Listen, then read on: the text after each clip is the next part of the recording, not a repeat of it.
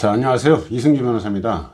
자, 오늘부터는 이제 가끔씩 제가 이제 왕초보 민법이라는 주제로 이제 민법에 대한 기본적인 것들 생각나는 대로 이제 강의를 좀 해보겠습니다.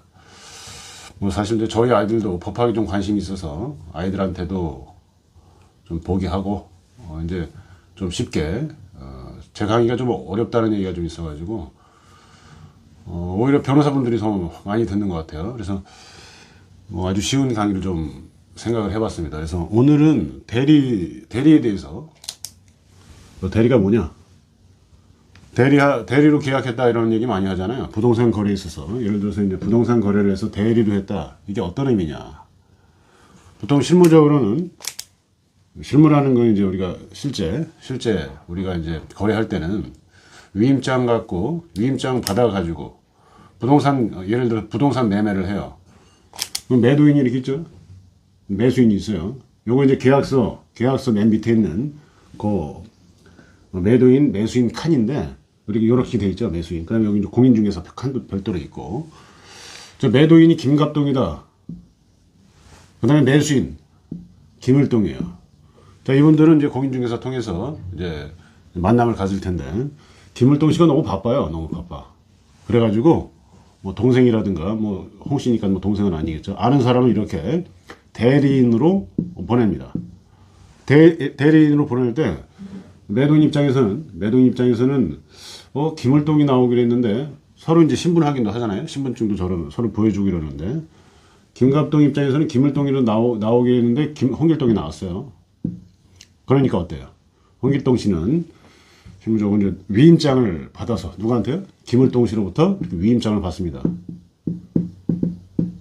위임장에는 뭐 예를 들어서 뭐 A 부동산 매수 대리권을 매수에 관한 일체의 대리권을 뭐 홍길동한테 위임한다 이런 식으로 쓰죠. 그리고 이제 김을동 씨가 거기다 이제 사인을 하고 또 이런 식으로 이제 위임장을 만들어서 보통 이제 위임장에도 인감 도장을 찍고 누구요? 김을동 씨가 위임을 해주는 거니까 그거를 이제 김갑동 씨가 믿어야 되니까 김을동 씨가 인감 도장을 위임장에다 찍고요. 자신 이름 찍고 이 사람한테 홍길동 씨한테 권한을 준다. 매수에 관한 일체의 대리권을 이 사람한테 준다. 자, 이런 거 들고 가야겠죠. 그래서 이 위임장을 홍길동 씨가 김갑동한테 보여줍니다. 그죠? 보여주고 뭐 줄 수도 있고 복사본을 줄 수도 있고 뭐 어떤 식으로든 간에 그 다음에 공인중개사한테도 이 위임장을 좀 보여줘서 홍길동 본인이 진짜 매수하려는 김을동의 대리인이라는 걸 좀 알려줘야겠죠. 자, 그런데 그거 위임장과 별개로 이렇게 계약을 체결할 때는 매도인은 이제 실제 거래하러 나왔으니까 이렇게 도장 김갑동하고 김갑동 도장을 찍으면 되겠죠. 이렇게 매수인 같은 경우에는 김을동 안 나왔죠. 자, 그래서 밑에다가 매수인 김을동의 대리인 홍길동하고 여기 도장을 찍어요? 홍길동 도장을 찍습니다. 대리인 도장을 찍어요. 자, 요거를 뭐라고 하냐면 현명주의라고 합니다. 매수인 김을동의 대리인이다. 이렇게 현명을 해서 자, 이 홍길동의 행위가 누구한테 귀속이 되나요? 김을동한테 귀속이 된다. 이거 뭐 귀속 용어가 좀 어렵지만 김을동이 한 걸로 처리된다는 거죠. 대신 나와서 처리한 거예요. 자, 그래서 홍길동의 대리 행위가 김을동 매수인 대신 나왔으니까 이게 이렇게 귀속이 됩니다. 김을동을 뭐라고 해요? 본인이라고 하고 홍길동을 뭐라고 해요? 대리인이라고 합니다. 대리인, 사람을 본인 이렇게 얘기를 하죠. 자, 그래서 이 대리의 개념을 정리하자면 의사표시의 표의자가 아닌 자에게 법률 효과가 발생하는 것이다. 이렇게 말을 해요. 교과서에는. 자, 의사표시. 자, 표의자는 누구예요? 표시한 사람은 어쨌든 나와서 홍길동이에요. 대리인이죠. 홍길동. 표의자 아닌 누구예요? 본인. 김을동에게 효과가 발생하죠. 이렇게 법률 효과가. 뭐 말만 복잡하지 홍길동이 나와가지고 김을동 대신 나왔다 하면서 위임장 보여주고 나 권한 있다. 김을동으로부터 권한을 받았다. 그 위임장에는 김을동의 인감도장을 찍고 보통 인감증명서를 첨부합니다. 자, 인감증명서를 찍고 인감도장을 찍고 인감증명서를 첨부하는 이유는 뭘까요? 진짜다. 도장도 그거 찍고 그 도장과 똑같은 증명서에 그 도장이 찍혀 있죠. 그래서 그 인형이라고 하는데 인형이 같다라는 걸 표시하는 거죠. 진정한 대리인이다. 인감 도장 찍고 인감 증명서 청구해야지 그나마 좀 믿을만하다 이런 취지죠. 자, 그런데 이제 여기서 하나 더 말씀드릴 것은, 자, 대리는 의사 표시와 관련됩니다. 의사를 표시하는 거예요.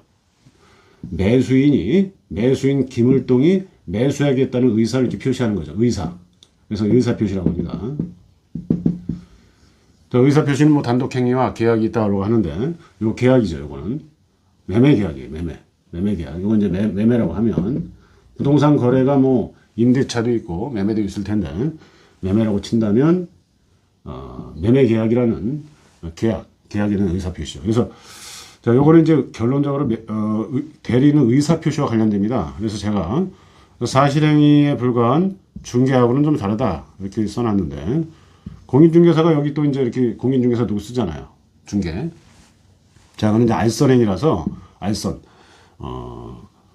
법률행위 관련된 의사 표시하고는 상관이 없다는 말인데, 자, 중개와 달리 자기계약 쌍방대리가 금지된다. 이게 무슨 말이냐? 예를 들어서 지금 매수인 김을동의 대리인 홍길동이 딱 있는데, 이게 매도인이 홍길동이라면 어떨까요? 김갑동이 아니라. 이거 자기계약이나 마찬가지잖아요. 자기계약. 매도인이 홍길동인데 매수인의 대리인이 홍길동이에요. 요거는 금지됩니다. 왜 그러냐면은 대리권을 받았다 하더라도 약간 문제가 있겠죠. 근데 이제 이 허락을 하면 또 괜찮아요. 김을동 씨가 허락을 하면. 이해상반행위라고 하는데, 자기계약, 쌍방대리도 금지돼요. 예를 들어서 매도인 김갑동이고 매수인 김을동인데 이 홍길동이 이 두 분을 다 대리를 한다?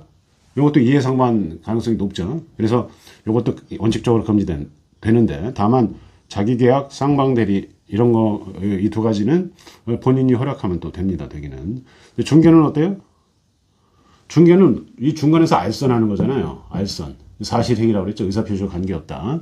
자, 이런 경우에는 쌍방 중개가 가능한 거죠. 예. 다만 공인중개사가 중개를 하는데, 공인중개사도 쌍방 대리는 안 됩니다.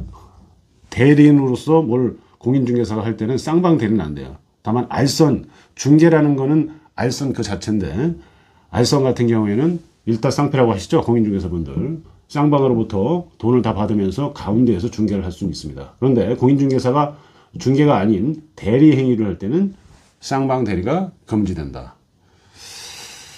자, 뭐 왕초 민법이라고 해가지고 강의를 해봤는데 뭐 어려울 수도 있겠네요. 오늘은 부동산 거래에 있어서 대리의 의미에 대해서 알아봤습니다. 감사합니다.